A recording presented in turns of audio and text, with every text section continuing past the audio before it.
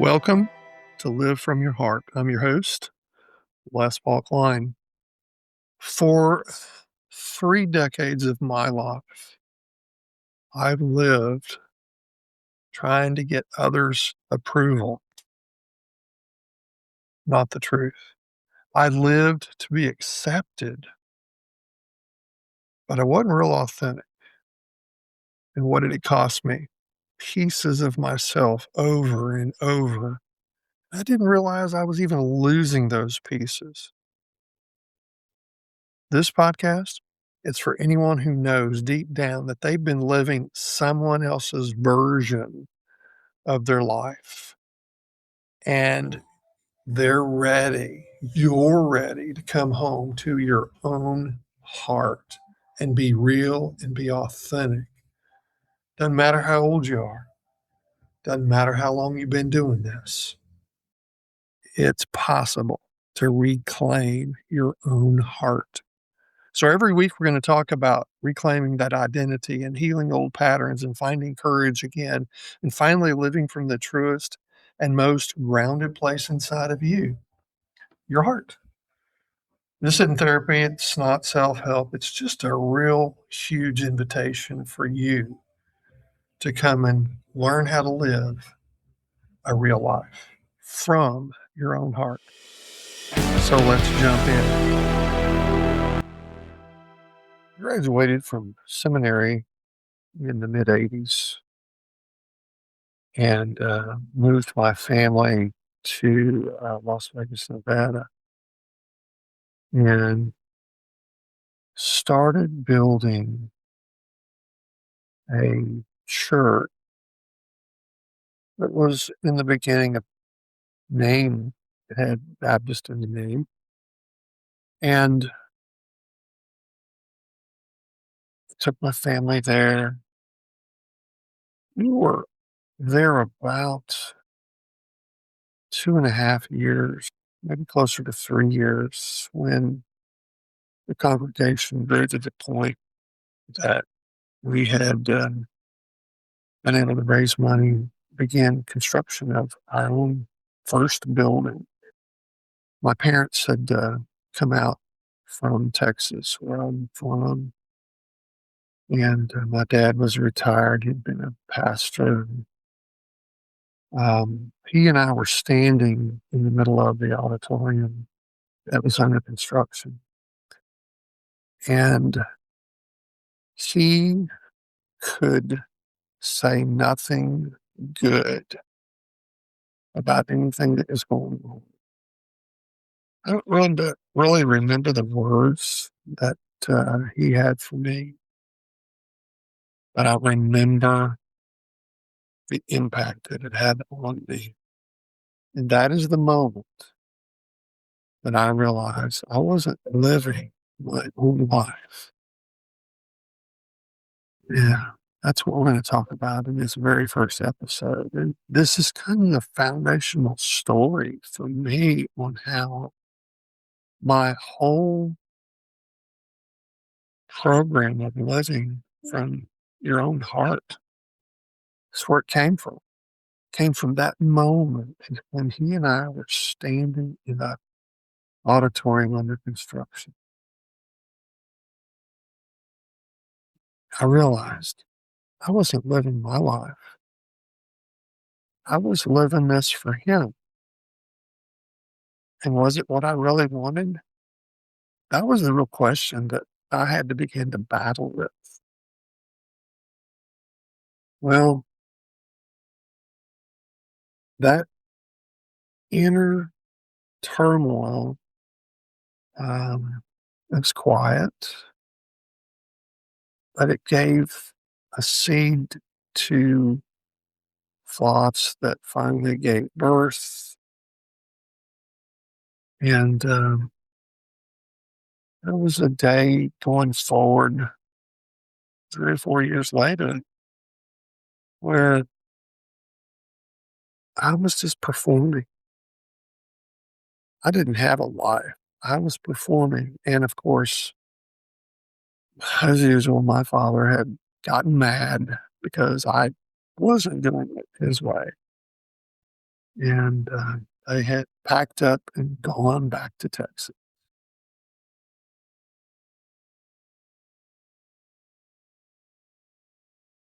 There was a lot of things that were in flux in those days, but there was an inner voice that said, "He's the one, my parents, especially my dad, is the one who wanted you to do this." Let me give you a little bit of a backstory. I grew up in a little bitty town in Texas, a cow town. My dad was an old country church preacher. He never really didn't work another job because it was a small congregation, but it was a beautiful little town that was rich in history and very wealthy in oil. There's nothing about that little town that isn't beautiful. And I was a preacher's kid, and they gave me the first name Wesley. I'm going to tell you what, in the 60s and into the early 70s, Wesley was a girl's name, it wasn't a guy's name. And it was a tough life growing up as a preacher's kid. We were poor. We didn't have two nickels to rub together, but we lived in a community of very wealthy people, oil, ranchers. And what I fell in love with growing up was that ranching life that many friends were living. I got exposed to it. I got into it as a kid. And it was the thoughts and the love. I can tell you, sitting a good horse was a day in which it was a really good day. I loved it,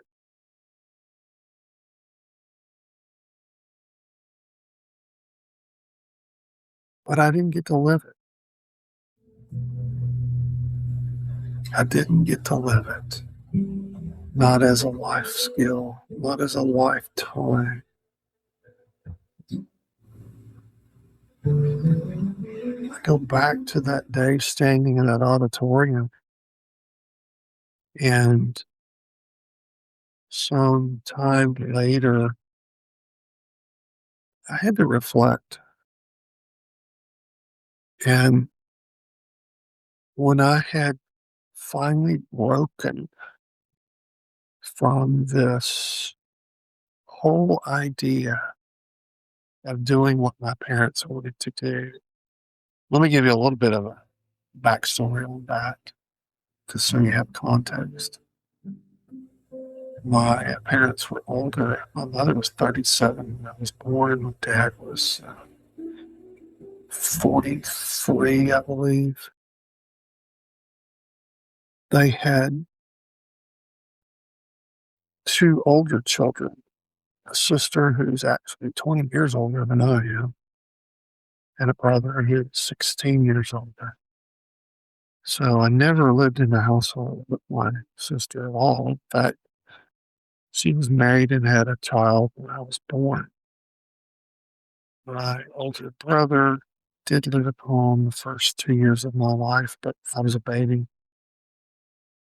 But neither of them did what our parents desired of them. And so as I grew up, my parents had another son 7 years younger than I. And on more than 100 occasions, I would hear my father and mother say to other friends and pastors, well, we failed with our first two, but we've had two more, and these are our preacher boys. They're going to be preachers.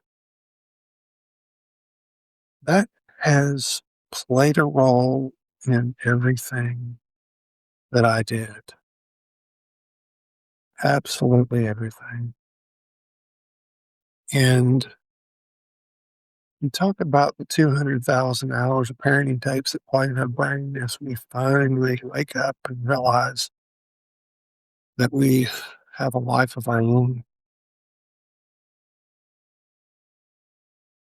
There's a day in which you're going to ask yourself, what do I really want to do? And mine was at about 35. What do I really want to do? What do I really want to do? Well,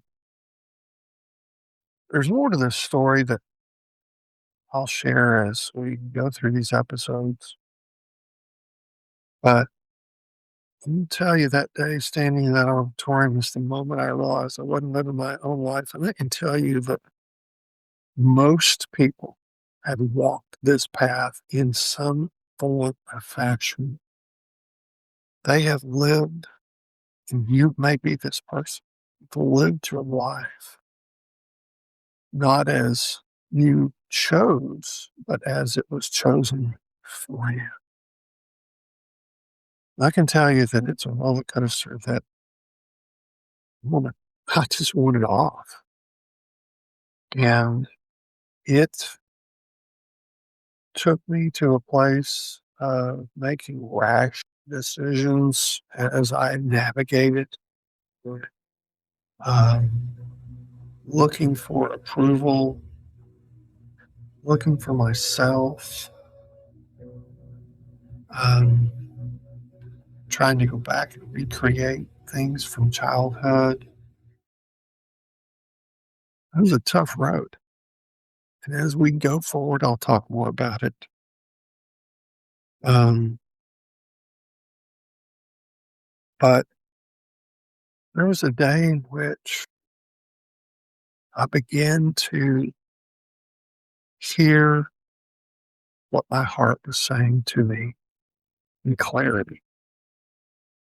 It was muddy for a long time. I have to tell you the truth, because I really had no skill and no knowledge.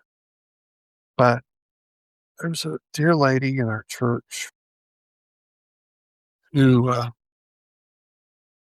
taught me a lesson, and that lesson was this: right after a message I delivered on a Sunday morning, she came to me and she said, "You have authenticity, but I'm not hearing it. I hear words, but I don't hear your heart." Yeah. I hear words, but I don't hear your heart. I hear words, but I don't hear your heart. Whose words were they? I did what I did because that's what I was told I had to do. I was going to be a preacher boy. I don't know what you were told you had to do. And I don't know if it's been a turmoil in your life. I've met so many people in the latter years of my life that didn't get to live from the fullness of their own heart, but they lived in the shadow of parent, yeah, an uncle, somebody. But they didn't get to live what their own soul was calling them to do. It's really reflecting in my world just um, this past September.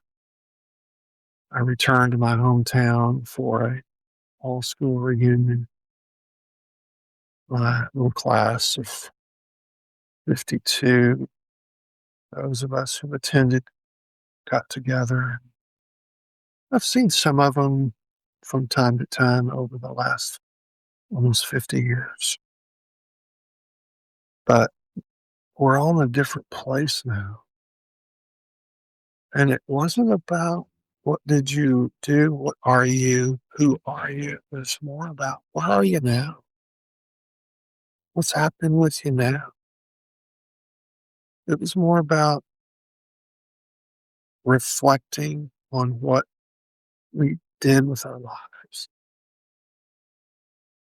And not one person asked me about ministry or pastoring a church. Not one person. A lot of them who've been closer to me know my journey. They've heard my story. But I thought it was reflective that after almost 50 years, it's taken us all that long to stop pretending. And truthfully, that's what we all do. We pretend.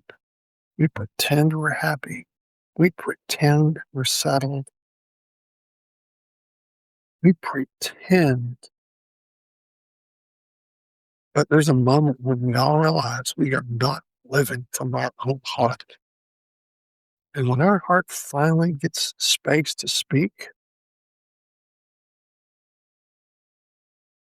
hold on, folks. Some of you are old. You may be older than me.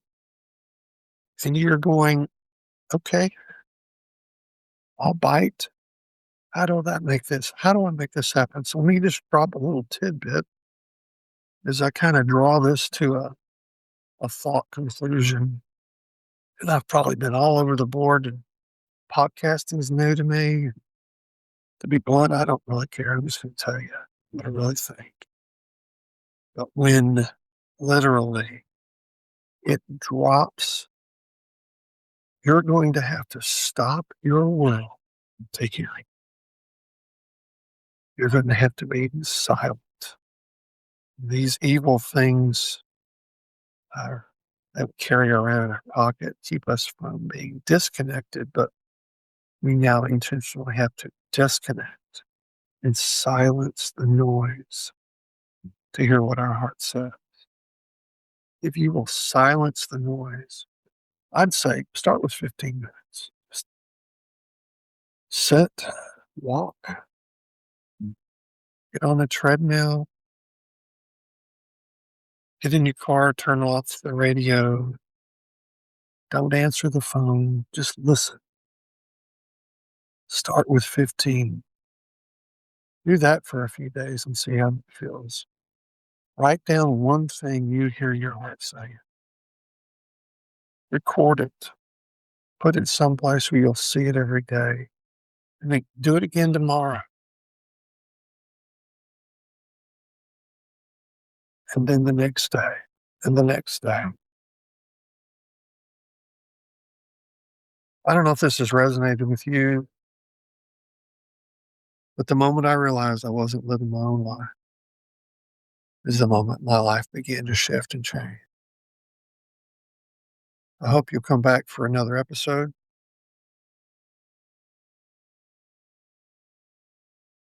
I hope you'll pause and listen. Walk with me on this journey. Should be fun. If you want more, down in the show notes, there's a link to my actual coaching experience. Reach out, connect to me. We can have a conversation. Hope you have a blessed day. And I look forward to seeing you on the next installment, episode 2. We're going to talk about how we lose the sound of our own heart. God bless. Take care. If today's episode stirred something in you, that's your heart speaking. If you're ready to go deeper into this work, let me invite you to come and join me in my Live From Your Heart coaching experience. It's a 6-month journey. I can take you back to the truth, help you learn your real identity, and uncover that emotional freedom that's yours to have. If you'd like to know more about my coaching experience, Live From Your Heart, you'll find the link down in the show notes. Until next time, folks, live from your heart. It's the only life that's truly yours.